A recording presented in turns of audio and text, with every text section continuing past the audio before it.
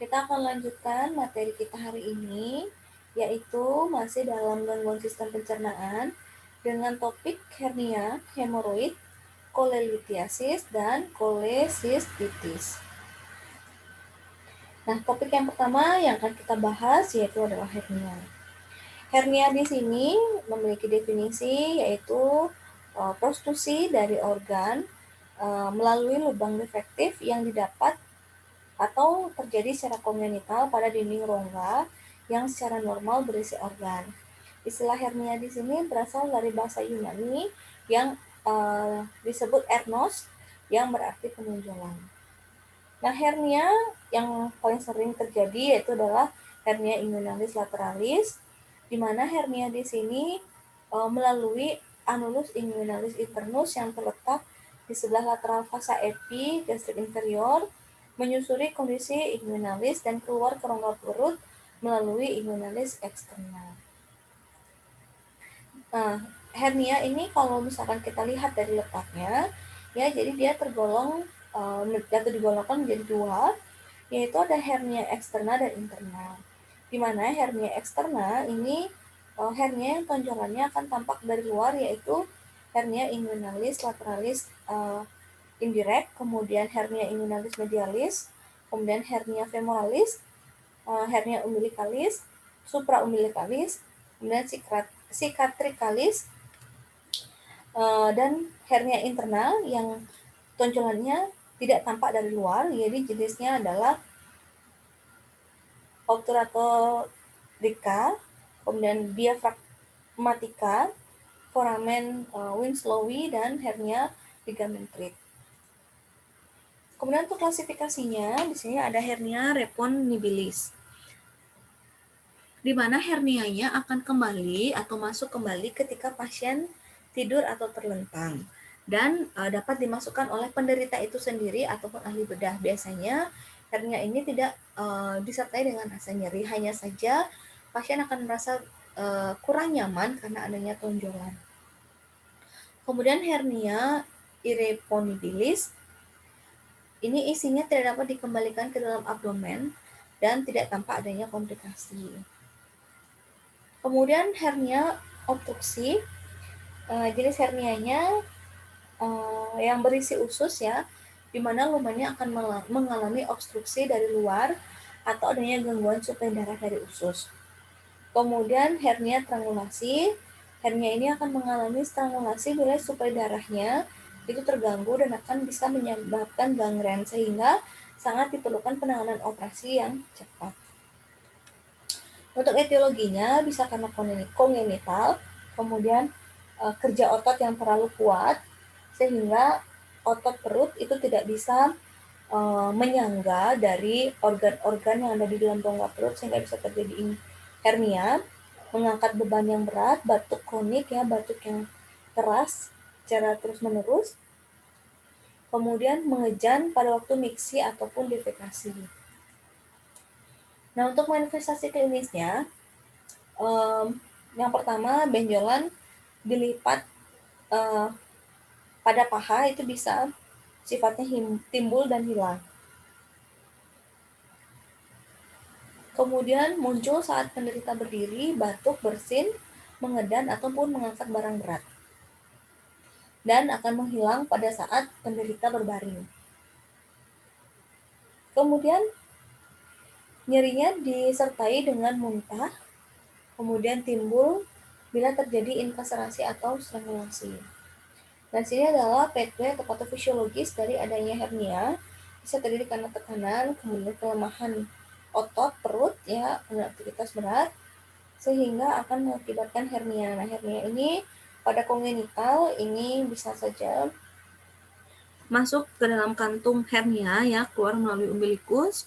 Kemudian ini rekan-rekan pasti bisa membaca semua ini mengenai jenis hernianya. Hernia para umbilikus itu di mana kantung hernia melewati dinding abdomen. Kemudian hiatus hernia. Hiatus hernia ini di mana kantung hernia memasuki rongga toraks. Kemudian hernia insisional, kantung hernia memasuki celah bekas insisi.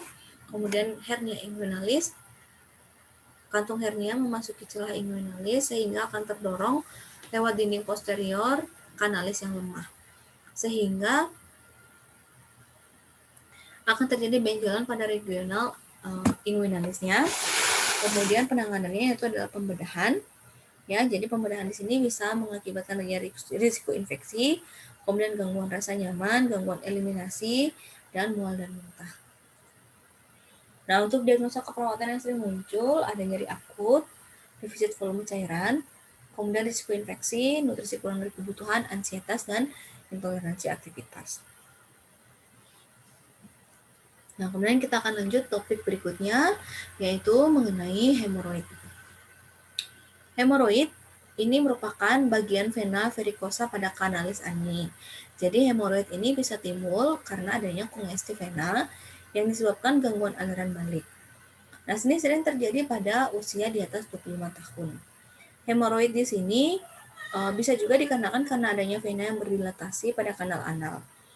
Kemudian hemoroid juga terjadi karena adanya pelebaran pembuluh darah vena di daerah anus yang berasal dari flexus hemoroidalis yang merupakan keadaan patologi. Untuk etiologinya, yang pertama di sini karena pekerjaan. Bisa karena terlalu lama duduk ataupun berdiri. Kemudian pola BAB yang salah, misalkan toilet duduk. Nah, pada penggunaan toilet duduk di sini, ini menyebabkan proses defekasi itu akan menjadi lebih susah ya, karena normalnya adalah proses defekasi itu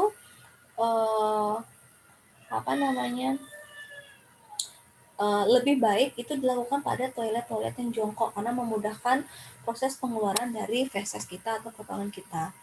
Kemudian ada merokok ya, kehamilan, konstipasi kronik, usia, diare kronik sehingga akan menyebabkan pembuluh darah vena akan melebar ya, kemudian kurang makanan berserat. Nah, kemudian berikutnya ini adalah patofisiologisnya. Jadi adanya tumor, kemudian faktor-faktor etiologi lainnya yang sudah tadi kita sebutkan, itu akan menyebabkan adanya kongestif vena hemoroidalis, kemudian gangguan aliran darah balik, sehingga akan terjadi pembengkakan pada vena hemoroidalisnya. Kemudian akan menyebabkan hemoroid. Nah, hemoroid di sinilah yang akan menyebabkan nyeri. Kemudian suplai cairan dan elektrolitnya akan berkurang. Kemudian ada gangguan pola eliminasi, risiko infeksi, gangguan integritas kulit, kemudian risiko kekurangan volume cairan, dan intoleransi aktivitas. Untuk klasifikasinya, yang pertama derajat 1, yaitu terjadi pembengkakan kecil yang muncul di dalam dinding di dinding anus dan tidak terlihat di luar anus kita. Kemudian derajat kedua, pembengkakan di sini lebih besar yang keluar dari anus saat buang air besar, namun bisa masuk kembali sesuai sendirinya setelah kita BAB. Sementara untuk derajat 3 ya, jadi biasanya tonjolan ini sudah menggantung dari anus, namun dengan tangan kita yang bersih dan steril itu bisa kita dorong untuk masuk ke dalam. Sementara derajat keempat dia tidak bisa didorong kembali dan biasanya akan mengganggu si pasien, kemudian ada rangsangan nyeri dan biasanya juga disertai dengan adanya perdarahan baik itu ringan sehingga berat. Nah, untuk diagnosa keperawatannya ya kita bedakan diagnosa preoperatif dan postoperatif karena memang penanganan dari hemoroid ini biasanya yang paling sering dilakukan adalah tindakan operasi. Untuk tindakan preoperatifnya ya di sini pertama ada ansietas, kemudian diagnosanya yang pertama ada ansietas, kemudian nyeri akut, risiko tinggi infeksi. Sementara untuk postoperatifnya ya ada nyeri post-op, risiko infeksi, risiko konstipasi, gangguan eliminasi urin, dan intoleransi aktivitas. Kemudian kita akan melanjutkan lagi dengan topik kita berikutnya yaitu kolesistitis. Kolesistitis akut ya atau peradangan pada dinding kandung empedu ini merupakan adanya batu empedu di dalam ductus cysticus yang secara tiba-tiba menyebabkan nyeri yang sangat hebat.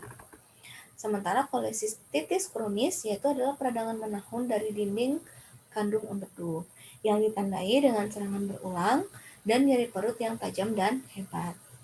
Nah, pembedahannya kita sebut dengan kolesistektomi.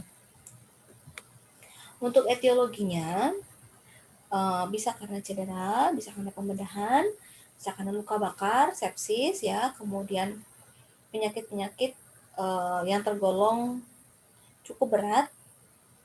Kemudian untuk patofisiologisnya ya, di sini ketika terjadinya dia sumbatan batu empedu, maka akan terjadi tekanan intralumen, kemudian akan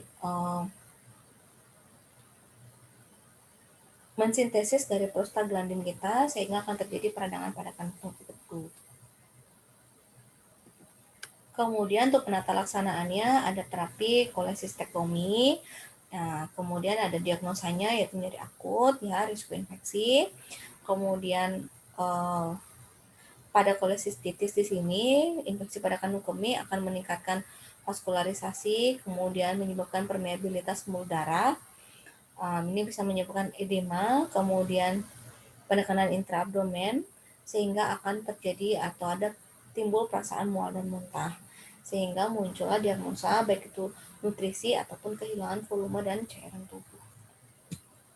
Nah, untuk manifestasi klinisnya, yang pertama itu nyeri di bagian perut kanan bagian atas. Ya, kalau tadi atau kalau kemarin kita belajar mengenai appendicitis itu terjadi di bagian perut kanan bawah. Tapi kalau kolesistitis itu terjadi di perut bagian atas. Nah, nyerinya akan bertambah hebat dan menjalar ke bahu kanan. Kemudian disertai dengan mual dan muntah. Nyeri tekan perut ya, kemudian otot perut akan menjadi kaku. Timbul demam ringan. Kemudian dia akan serangan nyerinya berkurang 2-3 hari, kemudian bisa akan menghilang dalam 1 minggu. Kemudian akan terjadi gangguan pencernaan menahun, nyeri perut yang tidak jelas, dan sering sendawa. Untuk pemeriksaan penunjangnya, ada CT scan perut ya, kemudian kolesistogram oral, USG perut, kemudian ada blood test. Kemudian materi kita yang berikutnya yaitu adalah kolelithiasis. Nah, untuk kolelithiasis di sini dia merupakan kandung empedu ya yang berbentuk buah pir yang terletak di permukaan visceral hepar. Nah, kantung empedu ini di sini akan dibedakan menjadi fundus, korpus, dan kolum. Kemudian kolelithiasis itu merupakan penyakit batu empedu yang dapat ditemukan di kantung empedunya. Kalau tadi kita di salurannya, kalau yang ini langsung di kantung empedunya. Untuk etiologinya, ini karena genetik ya, karena umur, karena jenis kelamin, obesitas, makanan, aktivitas fisik, riwayat keluarga, dan nutrisi intravena yang jangka panjang. Hampir mirip, yang membedakan hanyalah di mana terjadi sumbatan. Satunya di salurannya, sementara yang lebih satu di kandung empedunya, atau pada kolesistitis itu di salurannya, sementara kolelithiasis pada kandung empedunya. Kemudian untuk patofisiologisnya ya, kita bisa lihat di sini karena terjadinya penumpukan komponen empedu, masuknya bakteri E. coli, kemudian akan ada perubahan cairan empedu dan keseimbangan produksi empedu, terbentuk inti yang lambat laun menebal dan mengkristal menjadi batu, kemudian kristal atau batu bergerak atau bergeser sehingga akan menyumbat aliran empedu. Nah, di sini ya bisa fesesnya terlalu padat ya, kemudian biasanya akan tidak berwarna ya karena ada permasalahan pada atau gangguan pada proses pewarnaan dengan bilirubin, kemudian mual dan muntah. Untuk klasifikasinya di sini berdasarkan komposisi kimia terkandung dalam batunya.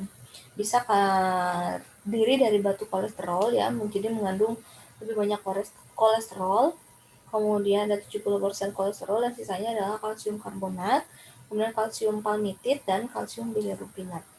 Bentuknya lebih bervariasi dibandingkan bentuk batu pigmen.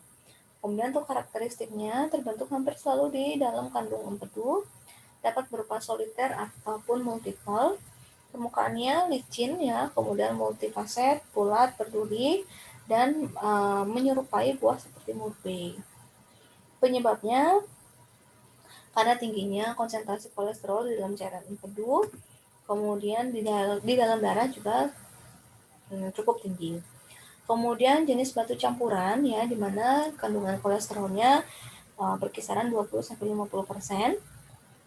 Jadi di sini berisi atau terkandung atau terdiri dari berbagai macam garam kalsium dan bersifat radioaktif. Kemudian batu pigmen ya, jadi yang sedikit kolesterol, yaitu sebanyak kurang dari 20%. Bentuknya tidak banyak bervariasi, kemudian karakteristiknya sering ditemukan bentuk tidak teratur, kecil-kecil, dan dalam jumlah yang banyak. Warnanya bervariasi antara coklat, kemerahan, sampai hitam. Kemudian, jika warna kehitaman, ini menunjukkan adanya kalsium bilirubinat. Penyebabnya di sini yaitu adalah karena bilirubin tidak terkonjugasi di saluran empedu. Kemudian adanya pengendapan garam bilirubin kalsium dan akibat penyakit infeksi. Kemudian untuk manifestasi klinisnya, ya yang pertama adalah nyeri dan kolik bilet, ikterus, perubahan warna urin dan feses, dan defisiensi vitamin. Sementara untuk pemeriksaan penunjangnya, ada USG, kolesistografi, kenaikan serum kolesterol, kenaikan fosfolipid, penurunan ester kolesterol, kenaikan prothrombin serum time, dan penurunan urobilirubin. Nah, untuk pengkajiannya ya kita lihat tanda-tanda vitalnya, pernafasan, kemudian berat badan, kemudian kepala, mata, mulut ya kita lihat apakah terjadi anemis ataupun sklera ikterik, kemudian kering pada mukosa bibir, apakah ada ulkus pada bibir, bagaimana warnanya, apakah sianosis, anemis, ataupun normal.